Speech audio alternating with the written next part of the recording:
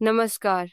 आज हम 15 सितंबर 2025 के इंडियन एक्सप्रेस अखबार की सबसे महत्वपूर्ण खबरों का विश्लेषण करेंगे, जो यूपीएससी और एसएससी जैसी परीक्षाओं के लिए बेहद उपयोगी हैं, मजबूत बना सके। तो चलिए शुरुआत करते हैं आज की सबसे बड़ी राष्ट्रीय खबरों से, जो देश की दिशा और दशा को प्रभावित कर रही हैं। प्रधानमंत्री नरेंद्र मोदी ने असम में 530 करोड़ की परियोजनाओं का उद्घाटन किया। इस दौरान उन्होंने विकास और एंटी इन्फिल्ट्रेशन यानी घुसपैठ रोकने पर जोर दिया। मोदी जी ने कहा कि 21वीं सदी पूर्वोत्तर भारत के विकास की सदी है और असम देश के सबसे तेजी से बढ़ते राज्यों में से एक है। उन्होंने कांग्रेस पर आरोप लगाया कि वह एंटी नेशनल्स और घुसपैठियों की रक्षा करती है, जबकि बीजेपी सरकार अवैध कब्जेदारों को हटाकर युवाओं, किसानों और आदिवासियों के अधिकारों की रक्षा कर रही है। गृह मंत्री अमित शाह ने पुलिस अनुसंधान एवं विकास ब्यूरो (बीपीआर)डी को आज़ादी के बाद हुए आंदोलनों, खासकर 1974 के बाद के विरोध प्रदर्शनों का अध्ययन करने को कहा है। इसका उद्देश्य एक मानक संचालन प्रक्रिया सौंप बनाना है, जिससे भविष्य में स्वार्थी तत्वों द्वारा किए जाने वाले बड़े आंदोलनों को रोका जा सके। साथ ही शाह ने निया, बीएसएफ और एनसीबी को पंजाब में खालिस्तानी उग्रवाद और आपराधिक गतिविधियों से निपटने के लिए रणनीति तैयार करने का निर्देश दिया। बिहार सरकार ने बिजली, रेलवे और शहरी मामलों में ही 36 करोड़ से अधिक की परियोजनाओं की घोषणा की है।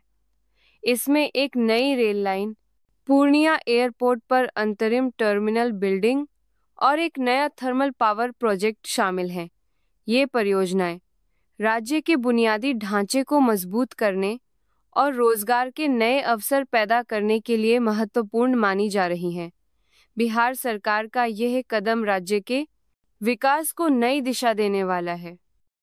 5वें अखिल राजभाषा सम्मेलन में गृह मंत्री अमित शाह ने कहा कि हिंदी अन्य भारतीय भाषाओं की प्रतिस्पर्धी नहीं, बल्कि मित्र है। उन्होंने विज्ञान, तकनीक, न्यायपालिका और पुलिस में हिंदी को बढ़ावा देने की बात कही, ताकि नागरिकों से जुड़ाव बढ़े। सरकार ने बहुभाषी अनुवाद सारथी ऐप और हिंदी शब्द सिंधु शब्दकोश जैसी पहलें भी शुरू की हैं।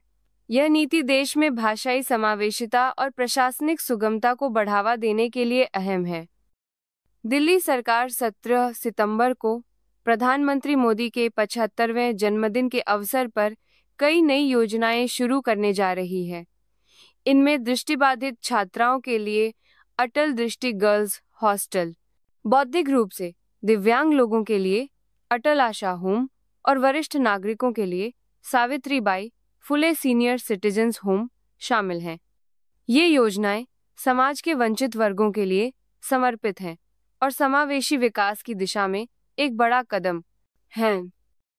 एसबीआई के अर्थशास्त्रियों का अनुमान है कि हाल ही में जीएसटी दरों में की गई तार्किकता और कमी से वित्त वर्ष 2025-27 के दौरान मुद्रास्फीति में 65-75 बेसिस पॉइंट्स की कमी आएगी। इसका असर अक्टूबर से दिखना शुरू हो सकता है। यह बदलाव उपभोक्ताओं के लिए राहत भरा हो सकता है और देश की अर्थव्यवस्था को स्थिरता देने में मदद करेगा। प्रधानमंत्री मोदी ने असम के गोलाघाट जिले में बायो एथेनॉल प्लांट का उद्घाटन किया और पॉलीप्रोपाइलीन प्लांट की आधारशिला रखी। उन्होंने कहा कि केंद्र सरकार का फोकस देश की ऊर्जा आवश्यकताओं में आत्मनिर्भरता लाने पर है। ये परियोजनाएं न केवल स्थानीय रोजगार बढ़ाएंगी, बल्कि भारत को ऊर्जा के क्षेत्र में आत्मनिर्भर बनाने की दिशा में भी अहम कदम है। 2025 विश्व बॉक्सिंग चैंपियनशिप लिवरपूल इंग्लैंड में भारत की जैस्मिन लांबोरिया 57 किग्रा और मीनाक्षी हुड्डा 48 किग्रा ने स्वर्ण पदक जीते। यह भारत के लिए गर्व का क्षण है और देश में महिला खेलों को बढ़ावा देने के लिए प्रेरणादायक भी। इन उपलब्धियों से युवा खिलाड़ियों को आगे बढ़ने की प्रेरणा मिलेगी। क्रिकेट एशिया कप में भारत ने पाकिस्तान को 7 विकेट से हराया। कप्तान सूर्य कुमार यादव ने यह जीत भारतीय सेना और पहलगाम आतंकी हमले के पीड़ित परिवारों को समर्पित की। यह जीत न केवल खेल के मैदान पर बल्कि देश की एकता और साहस का भी प्रतीक है। मध्य प्रदेश हाईकोर्ट ने जंगली हाथियों की पकड़ और बंदीकरण से जुड़े सिस्टमैटिक इश्यूज पर सुनवाई की। राज्य सरकार ने त्रिदेव नामक एक बंदी हाथी को रिहा करने और पकड़े गए हाथियों के पुनर्वास के लिए दिशा निर्देश तैयार करने की बात कही है। यह कदम वन्यजीव संरक्षण के क्षेत्र में सकारात्मक पहल है। रविवार शाम को पूर्वोत्तर और पश्चिम बंगाल के कुछ हिस्सों में 5.8 तीव्रता का भूकंप आया, जिसके बाद 3 आफ्टरशॉक्स भी महसूस किए गए। प्रधानमंत्री ने प्रभावित क्षेत्रों को हर संभव सहायता देने का आश्वासन दिया है। प्राकृतिक आपदाओं के समय सरकार की तत्परता और राहत कार्यों की भूमिका बेहद अहम होती है। अखबार में भारत और मेक्सिको के बीच राजनयिक संबंधों के 75 साल पूरे होने का जश्न भी प्रमुखता से छपा है। दोनों देशों के बीच रणनीतिक साझेदारी, तकनीकी सहयोग, व्यापार और राजनीतिक संवाद को और मजबूत करने की जरूरत बताई गई है, ताकि वैश्विक अस्थिरता के दौर में दोनों देश मिलकर चुनौतियों का सामना कर सकें। प्रधानमंत्री मोदी की असम यात्रा और बिहार सरकार की नई परियोजनाएं यह दर्शाती हैं कि देश के पूर्वी और उत्तर पूर्वी हिस्सों में विकास की गति तेज हो रही है। बुनियादी ढांचे, ऊर्जा और सामाजिक कल्याण की योजनाएं क्षेत्रीय असंतुलन को दूर करने में मदद करेंगी। पुलिस सुधार, सौंप निर्माण और पंजाब में उग्रवाद से निपटने की रणनीति देश की आंतरिक सुरक्षा को मजबूत करने के लिए जरूरी है। इन कदमों से कानून व्यवस्था बेहतर होगी और देश में शांति बनी रहेगी। हिंदी को विज्ञान, तकनीक और प्रशासन में बढ़ावा देने की नीति से देश में भाषाई समावेशिता और नागरिकों के बीच संवाद को मजबूती मिलेगी। यह कदम प्रशासनिक प्रक्रियाओं को सरल और सुलभ बनाएगा। जीएसटी दरों में बदलाव और मुद्रास्फीति में संभावित कमी से देश की अर्थव्यवस्था को स्थिरता मिलेगी। इससे उपभोक्ताओं को राहत और बाजार में विश्वास बढ़ेगा। बायोएथेनॉल और पॉलीप्रोपाइलीन प्लांट जैसी परियोजनाएं भारत को ऊर्जा के क्षेत्र में आत्मनिर्भर बनाने की दिशा में महत्वपूर्ण हैं। इससे न केवल ऊर्जा सुरक्षा बढ़ेगी बल्कि पर्यावरण संरक्षण में भी मदद मिलेगी। विश्व बॉक्सिंग चैंपियनशिप और एशिया कप में भारत की जीत से देश में खेल संस्कृति को बढ़ावा मिलेगा। ये उपलब्धियां युवाओं को खेलों में करियर बनाने के लिए प्रेरित करेंगी। मध्य प्रदेश हाईकोर्ट का हाथियों के संरक्षण पर फैसला और पुनर्वास के दिशा निर्देश वन्यजीव संरक्षण के क्षेत्र में एक अहम कदम है।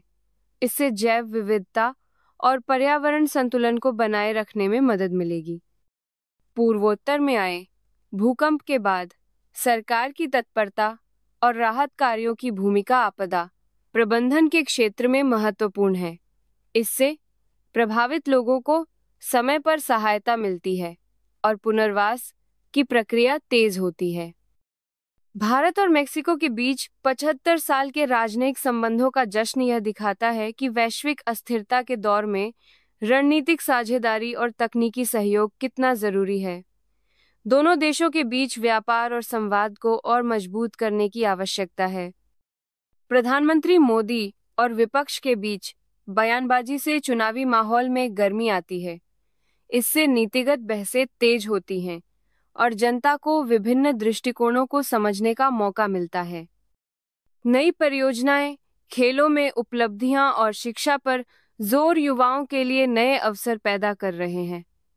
इससे देश की युवा शक्ति को सही दिशा में आगे बढ़ने का मौका मिलेगा। सरकार की नई नीतियां और परियोजनाएं किसानों और ग्रामीण क्षेत्रों के लिए भी लाभकारी हैं। इससे कृषि क्षेत्र में नवाचार और ग्रामीण विकास को बढ़ावा मिलेगा। खेलों में महिला खिलाड़ियों की उपलब्धियां और दिल्ली सरकार की योजनाएं महिला सशक्तिकरण की दिशा में महत्वपूर्ण कदम है। इससे समाज में लैंगिक समानता को बढ़ावा मिलेगा। दृष्टिबाधित, दिव्यांग और वरिष्ठ नागरिकों के लिए योजनाएं समावेशी विकास की मिसाल हैं। इससे समाज के हर वर्ग को मुख्य धारा में लाने की कोशिश की जा रही है। भाषा नीति में तकनीकी नवाचार, जैसे अनुवाद ऐप और शब्दकोश, प्रशासनिक कार्यों को आसान और पारदर्शी बना रहे हैं। इससे डिजिटल इंडिया की दिशा में भी प्रगति हो रही है। नई सरकारी योजनाएं समाज के कमजोर वर्गों के लिए सुरक्षा और सम्मान सुनिश्चित करती हैं। इससे सामाजिक न्याय और कल्याण को बढ़ावा मिलता है। पुलिस सुधार और सौंप निर्माण से कानून व्यवस्था को मजबूत किया जा रहा है। इससे देश में शांति और सुरक्षा का माहौल बनेगा। ऊर्जा क्षेत्र में आत्मनिर्भरता से देश की ऊर्जा सुरक्षा मजबूत होगी और आयात पर निर्भरता कम होगी। यह दीर्घकालिक विकास के लिए जरूरी है। खिलाड़ियों की उपलब्धियां देश के युवाओं के लिए प्रेरणा का स्रोत हैं। इससे खेलों में भागीदारी और प्रतिस्पर्धा की भावना बढ़ती है। वन्यजीव संरक्षण और प्राकृतिक आपदा प्रबंधन से पर्यावरणीय संतुलन बनाए रखने में मदद मिलती है। यह सतत विकास के लिए जरूरी है। भारत मेक्सिको संबंधों की मजबूती से वैश्विक मंच पर भारत की स्थिति मजबूत होगी और अंतर्राष्ट्रीय सहयोग को बढ़ावा मिलेगा। राजनीतिक बयानबाजी और नीतिगत बहसें नागरिकों में जागरूकता बढ़ाती हैं और लोकतंत्र को मजबूत करती हैं। शिक्षा और तकनीकी नवाचार से देश की प्रतिस्पर्धात्मकता बढ़ती है और युवाओं को वैश्विक स्तर पर अवसर मिलते हैं। समावेशी योजनाएं और सामाजिक कल्याण की पहलें समाज में समरसता और एकता को बढ़ावा देती हैं। जीएसटी और अन्य आर्थिक सुधारों से देश की अर्थव्यवस्था को मजबूती मिलती है और निवेश का माहौल बेहतर होता है। सरकार की आपदा प्रबंधन रणनीतियां प्राकृतिक आपदाओं के समय राहत और पुनर्वास को तेज करती हैं। नई योजनाएं और कल्याणकारी नीतियां सामाजिक न्याय को बढ़ावा देती हैं और समाज के कमजोर वर्गों को सशक्त बनाती हैं। पुलिस और प्रशासनिक सुधारों से सरकारी कार्यप्रणाली में पारदर्शिता और जवाबदेही बढ़ती है। ऊर्जा क्षेत्र में नवाचार से पर्यावरण संरक्षण और आर्थिक विकास दोनों को बढ़ावा मिलता है। खेलों में भारत की उपलब्धियां देश के लिए गौरव का विषय हैं और राष्ट्रीय एकता को मजबूत करती हैं। सरकारी योजनाएं, आर्थिक सुधार, तकनीकी नवाचार और अंतर्राष्ट्रीय सहयोग भारत को भविष्य की चुनौतियों के लिए तैयार कर रहे हैं। आज की खबरों से यह स्पष्ट है कि भारत विकास, सुरक्षा, समावेशिता और वैश्विक सहयोग की दिशा में लगातार आगे बढ़ रहा है। इन सभी पहलुओं को समझना परीक्षा की दृष्टि से भी जरूरी है और देश के नागरिक के रूप में भी उम्मीद है यह वीडियो आपकी तैयारी में मददगार साबित होगा।